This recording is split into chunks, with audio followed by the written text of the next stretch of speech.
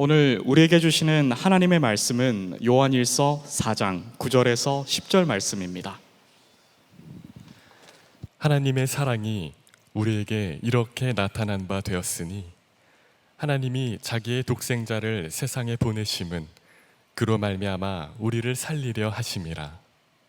사랑은 여기 있으니 우리가 하나님을 사랑한 것이 아니요 하나님이 우리를 사랑하사 우리 죄를 속하기 위하여 화목제물로 그 아들을 보내셨음이라. 아멘. 하나님의 말씀입니다. 네, 제가 여기 서 있으니 참 어색하시죠? 저도 어색합니다. 결혼할 때보다 더 떨리는 것 같아요. 네, 저는 젊은이 교회에서 지난 3년간 전도사로 섬기다가 올해 목사 안수를 받고 지금은 젊은이 교회에서 목회기획으로 섬기고 있는 김기훈 목사입니다. 제가 오늘 설교를 한다는 걸 알고 또 말씀을 준비하면서 제일 많이 들었던 이야기가 뭐냐면 바로 목사님 위해 기도하겠습니다.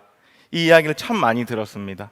어제도 제가 사무실에 가니까 저희 송명진 전도사님께서 저를 보시면서 도대체 목사님 설교 때문에 몇 명이 기도하는지 모르겠어요. 그렇게 하시더라고요.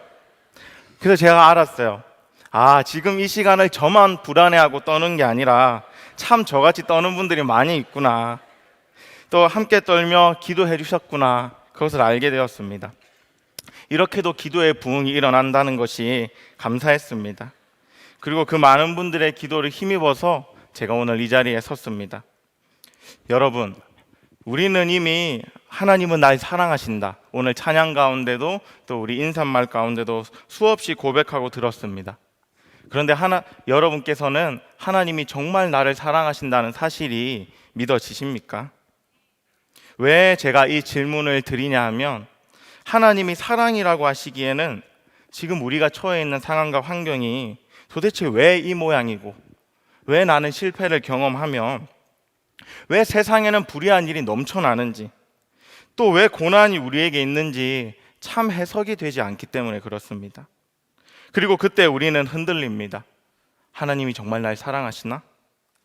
저는 오늘 이 질문을 가지고 함께 말씀을 나누고자 합니다. 왜냐하면 저도 저의 삶을 돌아볼 때 도대체 하나님이 저를 사랑하신다는 사실에 대해서 안 믿어지고 참 의문을 가진 채로 살아왔기 때문입니다. 그래서 짧고 부족한 저의 삶이지만 제 삶의 과정을 통하여 하나님이 날 사랑하시고 또 그 사랑에 대해 점점 눈이 뜨여진 이야기를 나누고자 합니다. 그리고 제가 경험한 그 하나님의 사랑이 여기 있는 우리 모두에게도 동일하게 경험되어지기를 소망합니다. 제가 어릴 때 저희 부모님께서는 큰 빚을 지셨습니다. 그 금액이 어느 정도인지는 다 알 수 없습니다. 지금도 얼마인지 모릅니다.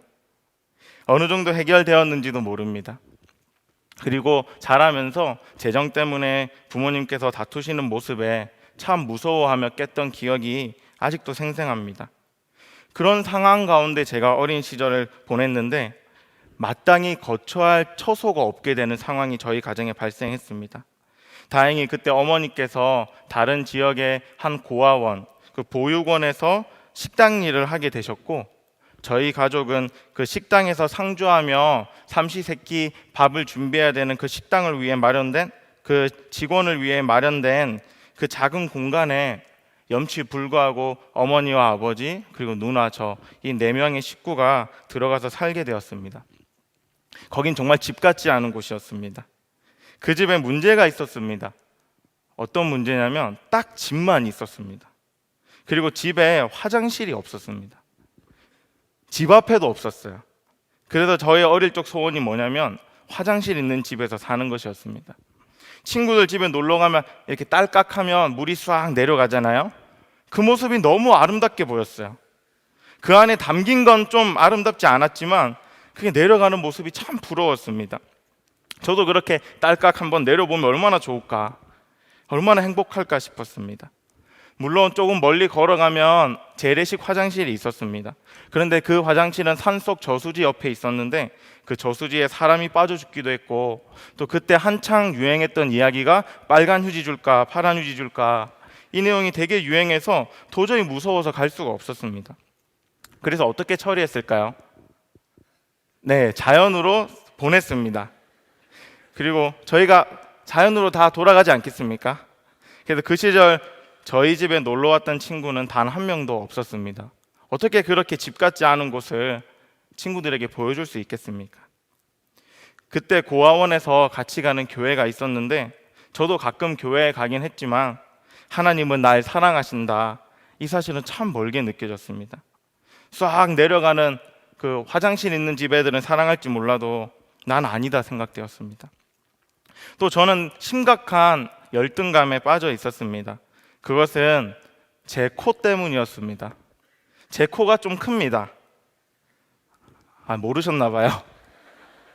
네, 좀 커요. 친척들이 맨날 어릴 때 저를 보면 아이고 우리 복코 이러면서 제 코를 늘 눌려주셨어요. 그렇게 하면 오똑해진다고. 제가 10년을 눌렸는데 그게 효과가 없더라고요. 더 커지기만 한 것 같아요.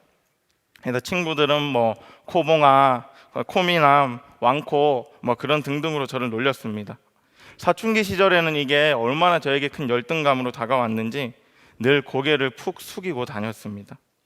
남자들은 그래도 같은 동성이니까 제가 이렇게 잘 마주보면서 이야기를 했는데 여학생들은 제가 눈을 도저히 마주치고 이야기도 못했고 그 열등감 때문에 맨날 고개를 숙이고 다녔습니다. 지금은 제가 많이 나아졌는데 지금도 저와 대화해 보신 분은 알겠지만 제가 대화할 때 좀 어색하고 잘 눈을 안 쳐다봐요. 눈을 쳐다볼 때 지금도 많은 노력이 필요합니다. 한 번은 이 열등감을 이겨보려고 제가 친구들이 놀리면 이렇게 대답했습니다. 난 외국에서 태어났어야 됐나 봐. 외국 사람들 다 코가 크잖아. 그러니까 제 친구가 막 반발하면서 저한테 이야기를 하는 거예요. 넌 그냥 크기만 하잖아. 네, 진짜 절교할 뻔했어요, 그 친구가. 네, 무엇보다 힘든 것은 그렇게 열등감으로 인해서 마음속에 분노와 원망이 계속 쌓이고 자라나고 누가 조금만 건드려도 크게 화를 내고 싸우고 사건 사고를 저지르는 그것이었습니다. 때리고 물건을 부수고 문제가 얼마나 많았는지 폭탄이라고 불리기도 했습니다. 건들면 터진다는 뜻이죠. 저는 겨우 그런 정도의 모자란 수준 이하의 사람이었습니다. 자존감은 늘 바닥이었고 열등감에 휩싸여 있었습니다. 누구 하나 내 마음 알아주는 것 같지도 않고 또 나를 사랑해 주는 것 같지도 않고 참 제가 웃기려고 표현해서 그렇지 말 못할 어려움이 정말 많았습니다. 그런 시간을 제가 보냈는데 어떻게 하나님이 날 사랑하신다, 이 말을 제가 믿을 수가 있었겠어요. 그렇게 시간을 보냈는데 어느 날 교회에 새로운 전도사님이 오셨고 제가 그 전도사님의 소개로 교회에 가게 되었고 여름 수련회를 따라가게 되었습니다. 그 여름 수련회의 주제가 이사야 43장 1절의 말씀이었습니다. 야곱아, 너를 창조하신 여호와께서 지금 말씀하시느니라. 이스라엘아, 너를 지으신 이가 말씀하시느니라. 너는 두려워하지 말라. 내가 너를 구속하였고 내가 너를 지명하여 불렀나니 너는 내 것이라. 여기서 내가 너를 지명하여 불렀나니 너는 내 것이다, 이 말씀이 제 마음에 새겨졌습니다. 저는 언제나 제가 생각할 때 저의 모습 때문에 난 부족해, 나는 해도 되는 게 없어, 나 같은 사람도 사랑받을 수 있을까, 참 그런 생각을 많이 했는데 하나님은 저에 대해서 다르게 말씀을 하시더라고요. 나에게 와라. 넌 내 거야. 내가 널 불렀어. 내가 널 사랑해. 잘난 것 하나도 없고 자존감은 바닥이고 분노가 많고 친구 관계도 못하고 누구도 좋아해 주지 않는 것 같은 그런 저에게 이 사랑이 얼마나 크게 다가왔는지 모릅니다. 그때 저는 처음 기도라는 걸 제대로 해봤는데 이유를 알 수 없는 눈물이 막 흘러내리기 시작했습니다. 그리고 그렇게 기도하며 하나님은 제 마음을 만져주셨습니다. 내 상황과 환경에 관계없이 하나님이 날 사랑하는 사랑은 진짜였구나. 내 모습은 이래도 그래도 그분이 날 사랑하는 게 진짜였구나. 그게 믿어지니까 얼마나 감격이 되고 기뻤는지 모릅니다. 그 뒤부터 그저 교회가 좋고 부족하지만 참 열심히 신앙생활 했습니다. 여러분, 우리가 처해 있는 상황과 환경에 관계없이 하나님이 날 사랑하신다는 사실은 진짜였습니다. 그리고 저에게 꿈이 생겼습니다. 어떤 꿈이냐면 제가 보육원에서 아이들과 함께 자랐잖아요. 그래서 그 아이들에게 보여주고 싶었어요. 얘들아, 하나님 믿으면 잘 돼. 그 어려운 상황에서도 하나님 믿으면 성공할 수 있어. 그걸 보여주고 싶어서 신앙생활도 정말 열심히 하고 공부도 제가 할 수 있는 최선을 다했습니다. 그리고 제 집안 사정상 4년제 대학을 수도권에서 가긴 어려울 것 같아서 제가 사관학교에 진학하려고 했습니다. 붙었을까요? 떨어졌을까요? 전 솔직히 당연히 붙을 줄 알았어요. 왜냐하면 하나님 날 사랑하시니까. 하나님 사랑 모를 때는 어렵게 자랐어도 이제 그 사랑을 아니까 제가 잘 돼야 되지 않겠어요? 그런 생각을 하고 시험을 쳤는데 1차 시험과 2차 시험은 제가 통과했는데 3차에서 제가 떨어지고 말았습니다. 그때 약간 흔들리더라고요. 아, 하나님이 날 사랑하시는 게 맞으시나? 여러분도 아마 신앙생활 하시면서 실패를 경험하실 때마다 그런 흔들림이 있으실 것 같습니다. 하나님은 날 사랑하시나? 정말 사랑하시는 게 맞나? 그래서 그렇게 열심히 제가 신앙생활을 해놓고 대학 입시에 떨어졌잖아요. 그러니 너무 부끄럽고 창피해서 저는 도망치다시피 신학교를 가게 되었습니다. 실패해서 도망치다시피 신학교를 갔으니까 당연히 저는 진로를 바꿀 예정이었습니다. 그리고 군대를 다녀와서 진로를 바꿀 계획을 하고 군대를 갔고 이제 제대한 이후에 새로운 진로를 준비하려 했습니다. 근데 제대를 2주 앞두고 저희 고향 목사님에게 전화가 왔습니다. 목사님께서 이제 충남 대천이라는 곳으로 목회지를 옮기셨는데 제가 제대하면 그곳 교회 전도사로 오라는 말씀이었습니다. 당연히 저는 목회자가 될 생각이 없었으니까 싫어요 이렇게 말하려고 했는데 또 제가 목사님 말씀이면 무조건 순종하라고 배워가지고 거역하지도 못하고 어차피 진로는 다른 걸로 바꿀 거니까 1년만 가서 섬기자 그 마음으로 그곳에 갔습니다. 그렇게 가게 된 교회가 바로 대천 해수욕장 교회입니다. 해수욕장 간 게 아니고요. 교회 이름이 대천 해수욕장 교회였어요. 진짜 특이하죠? 도대체 해수욕장 교회라니 이름을 왜 그렇게 지었나 모르겠습니다. 본당에 딱 들어가면은 바다가 펼쳐질 것 같은 느낌인데, 근데 제가 그곳에 갔는데 그곳에 참 놀라운 하나님의 계획이 있었습니다. 왜냐하면 제가 그 교회에서 중고등부를 섬겼는데 그 교회 학생들의 80%에서 90%가 바로 보육원의 학생들이었기 때문에 그렇습니다. 여러분, 제가 누굽니까? 제가 어린 시절 보육원에서 아이들과 늘 함께 자라면서 그 아이들을 잘 파악하고 있잖아요. 참 힘들고 어려웠던 저의 시절이지만 그 경험이 그 교회에서 아이들을 섬기고 또 사랑하고 이해하고 배려하는데 정말 큰 도움이 되었습니다. 그래서 날 만나주신 그 하나님을 이 아이들도, 이 어려운 환경에 있는 아이들도 꼭 만나면 좋겠다는 마음에 정말 마음이 불타서 매주 울면서 교회에서 아이들을 만나고 섬겼던 것 같습니다. 그래도 목회자가 될 마음은 없었습니다. 그러다가 마지막 사역으로 이제 1년을 마무리해 갈 즈음에 같이 겨울 수련회를 외부로 가게 되었습니다. 그런데 그곳에서 제일 말썽을 피운 게 바로 저희 해수욕장 교회 아이들이었습니다. 무슨 일만 생기면 스태프들이 또 해수욕장 교회야? 또 욕장 교회야? 그렇게 할 정도였습니다. 욕한 거 아니고, 그렇게 막 말하더라고요, 스태프들이.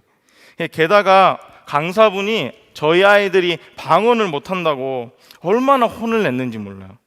그날 밤엔 제가 너무 화가 나니까 착한 애들 몇 명을 좀 데려다가, 야, 너는 오늘 저녁에 랄랄랄라 이렇게 기도하고, 너는 뚜뚜뚜뚜 이렇게 기도하고, 너는 아까리 이렇게 기도해라. 제가 그렇게 했다는 게 아니고 그렇게 부탁하고 싶을 정도였어요. 왜냐하면 교회마다 방언하는 애들 손들어봐라 이랬는데 저희가 제일 없는 거예요.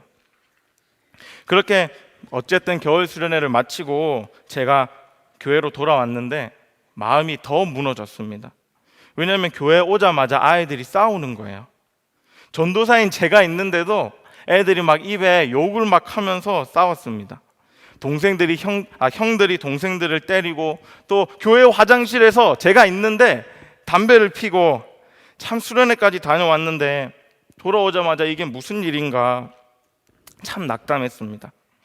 그리고 그때 저와 중고등부를 섬기던 선생님이 한 분 계셨는데 그 선생님이 이왕 이렇게 된 거 애들 짜장면을 사주고 저녁에 기도라도 시키면 좋겠다, 그런 의견을 주셨습니다. 그리고 저는 마지못해서 부장님이 한 명밖에 없는 선생님인데 이분마저 시험 들어서 안 하면 안 되잖아요. 그래서 그분 말을 받아들이고 짜장면을 사주고 그날 저녁에 같이 기도를 했습니다. 그래서 늘 기도하던 것처럼 그냥 앞에 나가서 기도를 인도했는데 참 그날은 특별했습니다. 정말 그분이 오셨습니다. 정말 이유는 알 수 없는데 그렇게 말을 안 듣던 아이들이 특별한 말씀을 전한 것도 아니고 그냥 기도했는데 그 아이들이 울면서 막 그렇게 기도하는 거예요. 그리고 그 아이들이 방언이 드디어 터지는 거예요. 막 랄랄라 뚜뚜뚜 막 그렇게 방언을 하기 시작했습니다. 그렇게 제 생각과 다르게 아이들이 기도하는 모습에 제가 너무 어안이 벙벙해져서 저는 하던 기도를 멈추고 눈을 떴고 기도하는 아이들을 쳐다봤습니다. 그러면서 정말 설명할 수 없는 큰 기쁨과 행복을 제가 경험했습니다. 그래, 주님 날 사랑하시지. 그리고 저 어려운 상황에 있는 저 아이들도 하나님은 사랑하지. 하나님은 절대 우리를 버리지 않고 우리를 향한 사랑은 분명하지. 제가 살면서 경험했던 그 어떤 감격과 기쁨보다도 비교할 수가 없었습니다. 제가 학창시절에 저를 4번이나 찾던 여자아이가 있는데 그 여자아이가 돌아왔어도 그 정도까지 행복하지는 않았을 것 같아요. 그리고 그때 하나님의 사랑에 대해서, 정말 날 사랑하는 하나님의 사랑에 대해서 전해야겠다는 확신을 가지고 지금까지 오게 되었습니다. 참 그렇게 무지하고 모자랐던 저를 지금까지 이끄신 걸 보니 하나님은 정말 사랑이신 것 같습니다. 덩달아 그때 제가 부장 선생님이 한 분이 계셨다고 했잖아요. 그 부장 선생님께서는 지금 저의 장모님이 되셨습니다. 네. 참 시간이 지나고 보니까요, 어렵다, 힘들었다 생각했던 그 순간들도 있었는데 그 고난과 역경을 하나님이 재료로 사용하셔서 하나님이 얼마나 사랑이신지 저도 경험하게 되고 또 다른 사람들도 그 사랑을 경험하게 해주셨습니다. 혹시 여기 예배하는 여러분 중에 지금 힘든 시간들을 보내고 계십니까? 하나님이 그 힘든 시간을 재료로 날 사랑하시는 하나님을 경험하게 하실 줄 믿습니다. 그리고 그 여러분이 경험한 하나님을 통하여 다른 사람들도 날 사랑하시는 하나님을 경험할 줄로 믿습니다. 저는 올해 이제 계속 젊은이 교회에서 사역하게 되면서 바라는 것이 하나입니다. 그것은 제가 만나는 모든 분들이 그래, 하나님은 날 사랑하지 라는 고백을 하고 그 사랑을 누리게 되는 것입니다. 어떤 어려움이 그 사람에게 온다 할지라도 하나님은 사랑이시지, 그걸 분명하게 고백하는 것입니다. 다시 한번 여러분 질문해 보겠습니다. 여러분은 하나님이 여러분을 사랑한다는 것을 정말 믿으십니까? 아멘. 사실 진짜 설교는 지금부터입니다, 여러분. 깜짝 놀라신 것 같아요. 그렇게 절 쳐다보지 마세요. 네. 앞에 이야기를 통하여 저는 분명히 그래, 하나님 날 사랑하신다, 이걸 경험했습니다. 그런데 저도 그 사랑에 대해 흔들릴 때가 참 많았습니다. 그런데 이 흔들리는 사랑의 확신에 대해서 하나님이 흔들리지 않게 하는 확신으로 바꾼 2가지의 사건이 저에게 있었습니다. 그 2가지의 사건을 함께 나누고 말씀을 마무리하고자 합니다. 2012년 8월에 어떤 집회 중에 제가 기도하는 가운데 하나님이 저의 마음 가운데 물으시더라고요. 기훈아, 너는 정말 내 사랑을 알고 있니? 이때 제가 신학생이었고 제가 여러 가지 경험들을 했잖아요. 그리고 전도사로 제가 사역하고 있었기 때문에 당당하게 주님 앞에 대답했습니다. 그럼요, 주님. 제가 주님 사랑 알죠. 그런데 주님께서 너무나 선명하게 제 마음에 말씀하시는 거예요. 아니, 넌 모르고 있어. 그래서 제가 따졌습니다. 참 주님, 제가 그동안 한 게 얼만데 모르다니요. 제가 주님 사랑을 아니까 지금 여기까지 온 거 아니겠습니까? 그때 주님이 이제 이야기를 해주시는 거예요. 많은 사람이 나의 십자가 사랑을 n분의 1이라고 생각한다. 그러니까 온 세상을 위해서, 우리 모두를 위해서 예수 그리스도가 십자가를 졌다고 하니까 그 수많은 사람 중에 한 명으로 자기가 사랑받는다고 생각한다. 그 말씀을 하시는 거예요. 그리고 기훈이, 너도 내 사랑을 그렇게 알고 있다. 너 한번 생각해봐. 만약에 이 땅에 죄로 인해서 구원받아야 될 사람이 너 하나밖에 없었다면 내가 널 구원하기 위해서 십자가를 지지 않았을 것 같니? 내가 너 하나를 위해서 십자가를 택하지 않았을 것 같니? 그 질문을 하시는데 그 음성이 제가 꼬꾸라졌습니다. 그래, 늘 하나님은 날 사랑하시지 이렇게 생각할 때는 나 혼자만을 위한 사랑이라고는 생각을 안 했어요. 하나님은 참 사랑이시잖아요. 참 인자가 많으신 분이잖아요. 그러니까 그 사랑이 참 많은 분이 수많은 사람 중에 그래, 나 같은 불쌍한 놈도 그 제외하지 않으시고 그 사랑에 날 끼워 주셨구나. 아, 나도 그 사랑의 혜택을 받는 한 사람이었구나. 그렇게 제가 생각을 했는데 아니더라고요. 십자가 사랑이라는 게 수많은 사람 중에 나도 끼워준 사랑이 아니고 나한테 100%로 부어진 사랑이었습니다. 하나님은 어떤 분이신지 그때 깨달았어요. 하나님이 전능하시다고 하는데 전능한 능력으로 하나님은 온 세상을 다스리십니다. 그런데 동시에 그 전능하신 능력으로 하나님은 나 혼자만을 전적으로 사랑하시는 분이셨습니다. 나를 제일 사랑하시고 나만 바라보는 분이 하나님이셨습니다. 전능하신 하나님은 그 능력으로 나 한 사람을 사랑하기 위해 이 세상을 만든 것처럼 그렇게 나를 사랑하고 바라보고 계셨습니다. 신명기 32장 10절은 다음과 같이 말합니다. 여호와께서 그를 황무지에서 짐승이 부르짖는 광야에서 만나시고 호위하시며 보호하시며 자기의 눈동자같이 지키셨도다. 눈동자같이 지키셨도다. 세상에 수많은 사람들이 있잖아요. 그 수많은 사람 중에 어떻게 나 하나만을 바라보시고 나 하나만을 사랑하시겠냐고 생각을 했는데 하나님은 나 하나만을 바라보는 분이시더라고요. 내가 주님을 바라보지 않고 살았던 그 수많은 순간에도 하나님은 나 하나만을 바라보신 분이시더라고요. 여러분은 하나님이 여러분을 그렇게 사랑하신다는 것을 아십니까? 아니면 그저 수많은 사람 중에 이 예배에 모인 수많은 사람 중에 나 한 명으로 나도 그 사랑의 혜택을 받고 있다고 생각하십니까? 분명히 기억하셔야 됩니다. 하나님의 사랑은 여러분 한 사람을 향해 충만한 사랑입니다. 저는 이 사건을 통하여 하나님이 날 사랑하시는구나, 이것이 분명히 믿어졌습니다. 그런데 제 안에 여전히 해결되지 않는 딱 한 가지의 의문이 있었습니다. 그것은 뭐냐면 하나님이 날 사랑하시면 왜 내 삶에 이해할 수 없는 고난이 있냐는 것이었습니다. 하나님의 사랑이라고 믿기에는 참 이해되지 않고 통과되지 않는 사건이 저에게 많았기 때문입니다. 비가 내리던 어느 날이었습니다. 한 여학생이 있었습니다. 이 여학생은 당시에 예수님을 참 잘 믿던 학생이었습니다. 그런데 어느 날 이 여학생이 큰 뺑소니 교통사고를 당해서 많이 다쳤습니다. 어깨에 뼈가 부러졌습니다. 그리고 손등에 크게 살점이 떨어져 나가고 우리 팔뚝과 팔에 살로 군데군데 떨어져 나갔습니다. 얼마나 충격이 심했는지 머리가 깨지고 뼈에 금이 가고 그 피가 머릿속에 차올랐습니다. 참 오랜 시간 병원에 입원하여 치료를 받았습니다. 그리고 지금도 몸에 그 상처가 남아 있습니다. 이 사람이 누구냐면 바로 저의 친누나입니다. 그런데 더 놀라운 사실이 있어요. 그건 뭐냐면 수요일 날 수요 저녁 예배에 다녀오다가 교통사고를 당했다는 것입니다.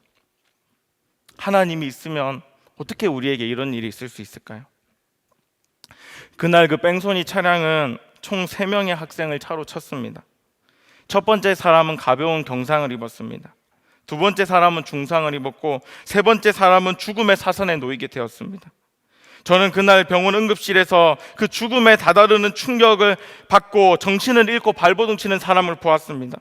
그리고 수많은 사람들이 그 사람의 몸을 붙잡고 있는 걸 보았습니다. 제가 생각했습니다. 저 사람은 우리 누나가 아니어야 해. 그렇게 생각했는데 그 사람이 제 누나더라고요.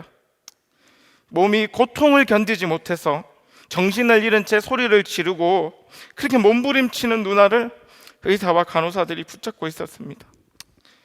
그 모습을 보고 난 뒤에 제가 병원 밖으로 나와서 비가 오는 그 길바닥에서 무릎을 꿇고 하나님께 기도했습니다. 하나님, 우리 누나를 좀 살려주세요. 아니 여러분, 어떻게 하나님이 사랑이시면 교회에서 예배 드리다가 그렇게 사고가 날 수 있겠습니까? 어떻게 하나님이 그러실 수 있나요? 분명히 제 지나온 삶을 볼 때, 수많은 경험을 볼 때 하나님 사랑이시지 그렇게 고백됩니다. 그런데 이 마지막 질문 앞에서는 늘 막힌 담 같은 부분이 제 안에 있었습니다. 오랜 시간 치료하는 과정을 통해서 기적적으로 저희 누나는 회복되었습니다. 하나님을 원망하지는 않았습니다. 그런데 제 안에 이것이 하나님의 사랑이 믿어지지 않는 그 마지막 관문으로 늘 남아 있었습니다. 그런데 2015년 특별 새벽 기도회 기간에 최양락 목사님께서 신명기의 말씀을 새벽에 전해주셨는데, 그때 저의 이 마지막 관문이 해결되는 것을 제가 경험했습니다. 그때 신명기 29장 29절의 말씀으로 목사님이 말씀을 전해주셨습니다. 감추어진 일은 우리 하나님 여호와께 속하였거니와 나타난 일은 영원히 우리와 우리 자손에게 속하였나니. 광야 길을 걸었던 이스라엘 백성들도 질문했던 것 같습니다.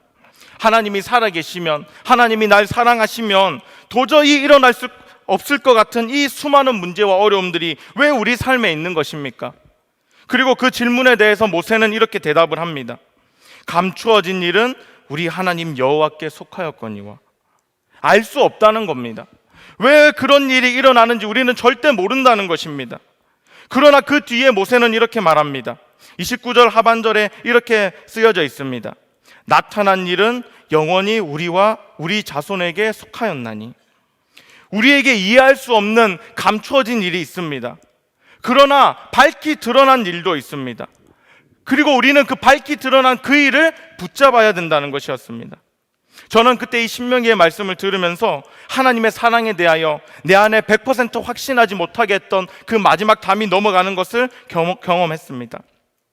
왜냐하면 그때 주님이 저에게 분명히 말씀하시는 것을 들었기 때문입니다. 여러분, 우리에게 밝히 드러난 것은 무엇입니까? 여러분, 참 궁금한 게 많고 의심되는 것이 많고 하나님 왜입니까? 라고 질문하고 싶은 게 많으시잖아요.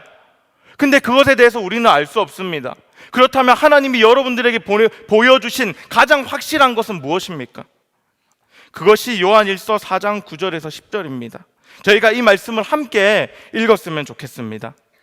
하나님의 사랑이 우리에게 이렇게 나타난 바 되었으니 하나님이 자기의 독생자를 세상에 보내심은 그로 말미암아 우리를 살리려 하심이라. 사랑은 여기 있으니 우리가 하나님을 사랑한 것이 아니요 오직 하나님이 우리를 사랑하사 우리 죄를 위하여 화목제로 그 아들을 보내셨음이니라. 아멘. 저는 저희 누나에게 왜 그런 사고가 일어나야 했는지 모릅니다. 죽어서 하나님 앞에 가기 전에는 아마 죽을 때까지 알 수 없을 것입니다. 그래도 이제는 상관없습니다. 왜냐하면 지금 저에게는 절대로 부인할 수 없는 밝히 드러난 분명한 한 가지 사실이 있기 때문입니다. 그것은 바로 하나님이 날 사랑하신다는 사실입니다. 날 위해 예수 그리스도가 십자가에 못 박혀 죽으시고 그 사랑으로 날 구원하셨다는 사실입니다. 아무리 내 삶에 어려운 일이 생기고 힘들어도, 아무리 의심하고 부인해도 내 마음에 너무나 선명하게 이 십자가 사랑이 자리 잡고 있기 때문에 도저히 그 사랑은 거짓이라고 부인할 수가 없습니다. 그리고 저는 믿습니다. 하나님께서 그 사랑으로 저희 누나를 사랑하셨다는 것을요. 누나를 위해 예수님이 십자가에 못 박히신 것을 믿습니다. 또 누나가 그렇게 교통사고를 당한 그 처참한 현장에서 예수님도 함께 아파하셨다고 저는 분명히 믿습니다. 그것만은 아무리 상황이 어려웠어도 결코 부인할 수 없는 너무나 명백한 사실이었습니다. 여러분, 한번 여러분의 삶을 돌이켜보세요. 생각해보세요. 힘드신 일 많잖아요. 참 어려운 일 많으시죠?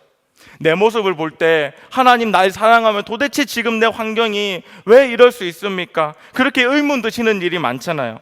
그러면 여러분의 속에 여러분 진짜 한번 물어보세요. 예수님이 날 위해 십자가를 택하시고 사랑하셨다는 사실 너 부인할 수 있니? 너 힘든 거 맞아, 어려운 거 맞아, 이해 안 되는 고난 가운데 있는 거 맞아. 그래도 널 위해 십자가를 지신 예수님을 부인할 수 있니?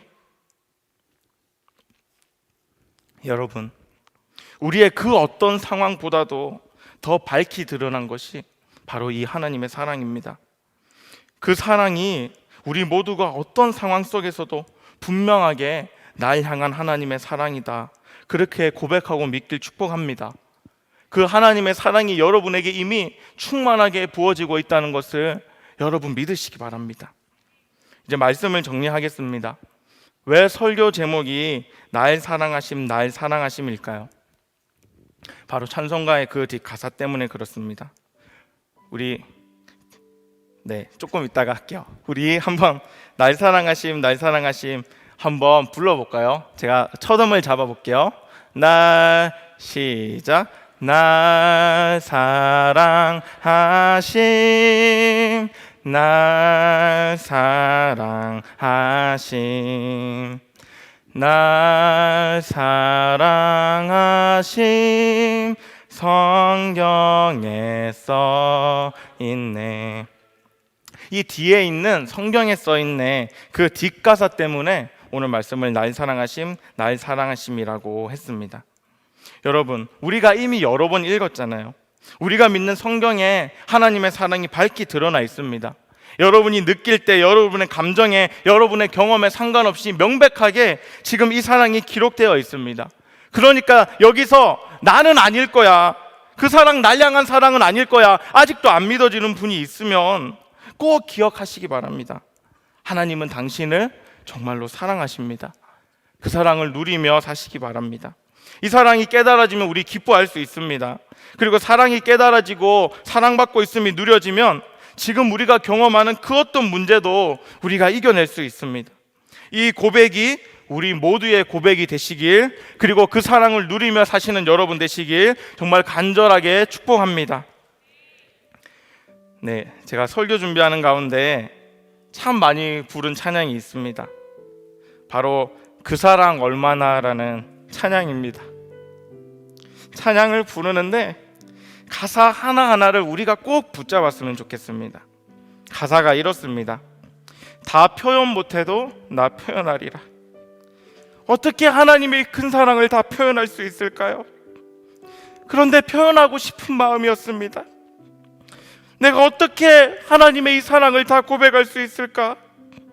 근데 고백하고 싶었습니다. 다 알 수 없어도 나 알아가리라. 다 닮지 못해도 나 닮아가리라. 다 어떻게 알 수 있겠어요? 어떻게 그 사랑을 다 알 수 있겠어요? 그러나 설교를 준비하면서 기도했습니다. 하나님, 하나님의 사랑을 표현하기 원합니다. 하나님의 사랑을 알아가기 원합니다. 하나님, 우리가 그 사랑을 고백하기 원합니다.